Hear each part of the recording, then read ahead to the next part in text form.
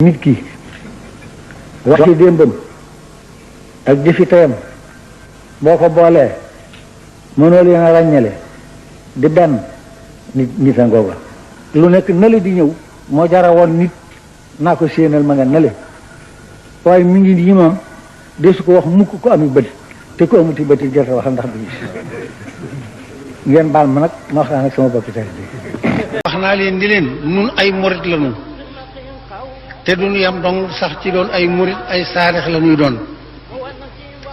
loolu la tax ma wax leen ko ci seen jëf rek laa ko gis ndax sëñ Touba moo sos murit waaye bi mu sosee murit it Touba gi da koo sos jële ko ca Touba ga ca àjjana kon nag bu waxee nag Touba li ab di muridin saarixin texe ñeel na bépp murit boo xam ne dëggal nga joxe sart yi nga xam ne ci la ab murit di dëgg yal na nu yàlla saxal na ci jub te saxal na ci ak wér te yëg ne ku bëgg a mucc da ngay nekk ci lu jub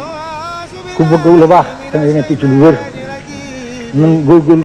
moo nu bëgg a màndal ñun ñëpp nag ba kenn ku ci nekk defee ne liggéey bu Sëñ Tuubaa bi séqoo ko kenn te doonoo ci dara ndax ba mu ñaan ku taxaw ci wetam di wax amin sax amu ko yàlla rek la jàkkaarloo di wax ak yàlla di ko diis boppam di jaarale yonent bi seen diggante ba yàlla defal ko li mu ko defal nag bu mu nu nax yaatu gi mu yaatu. Ladies and gentlemen, hi everybody, ladies and gentlemen, how's it going? I hope everything is okay for you. I'm so happy to say thanks a lot, thanks you so much to all People TV vibes in the world. Assalamu alaikum wa rahmatullahi wa barakatuh. شكرا لكم لكل من يتابع هذه القناة People TV International. mbokki jullit yi mbokki taalibe yi rawatina yéen mbokk yi nga xam ne yéenay topp di siifur di safoo seen YouTube bi di People TV International fu ngeen mën a nekk ci àdduna bi ci biir réew mi ak bitim réew ñu leen di beral ak cant di leen cant koo xam ne suñu xol la nekk la jógee da am fu mu tàmbale waaye amul fu mu yam di jiital ci cant googu ki nga xam ne moo njëkk defaral kër gi logo ba muy tudd TV Bichri monsieur Abdou Ahad Niang ba ni mu tuddee Bichri People TV ba tey jii ci turu kaw ñi followers yëpp miine muy Bichri People TV International di santal ñi nga xam ne tamit ñoo nekkoon ci ginnaaw liggéey bi ci mel ne Cheikh Abdoul Ahad Guèye ak suñ Baye Maam Xaali suñ Fallou Niang moom sëñ As def liggéey bu am solo macha allah ci bi liggéey bi doog a door ba fi ñu egg si tey donte liggéey bi day doog a tàmbale waaye képp ku sant nit doo sant yàlla macha allah di sant képp koo xam ne tamit mas na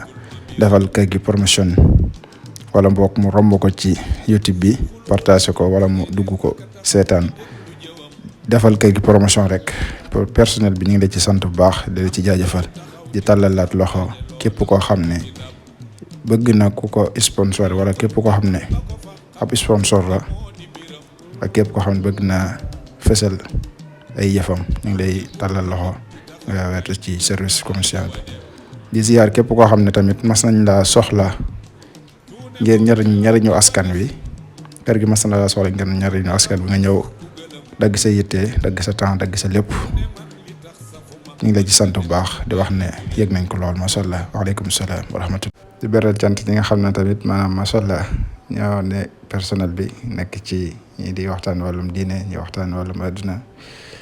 ak nga xam ne maanaam dañuy indi ay waxtaan yu am solo ay thèmes yu am solo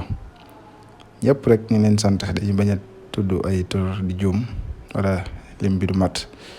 waaye daal personnel bi nga xam ne ñoo jiite liggéey bi ñëpp directeur général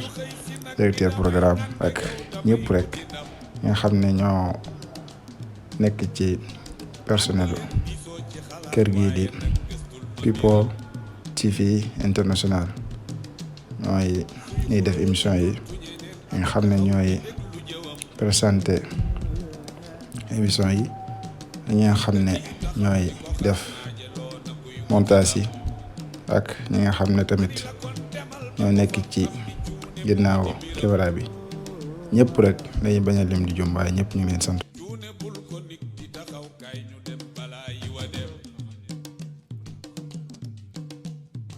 cuune moom xelam dafa nëx cuune raw na sax ku gëlëm cuune man li tax safuma mënta dem du bàyyi ku dem